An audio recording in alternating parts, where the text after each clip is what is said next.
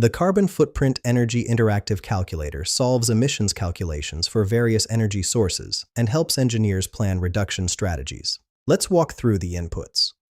First, select your calculation mode from 6 options: electricity consumption to CO₂ emissions, natural gas usage to CO₂ emissions, transportation fuel to CO₂ emissions, mixed energy sources to total emissions, emission reduction target to energy savings, or carbon offset cost to budget analysis. For this demo, I'm using electricity consumption to CO₂ emissions.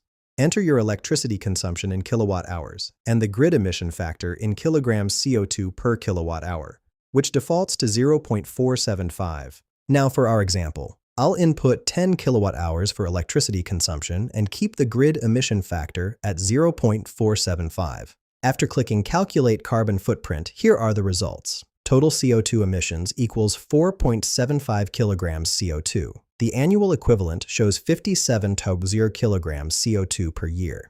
Tree equivalent indicates you'd need 0.2 trees to offset this. Car miles equivalent means this equals driving 12 miles.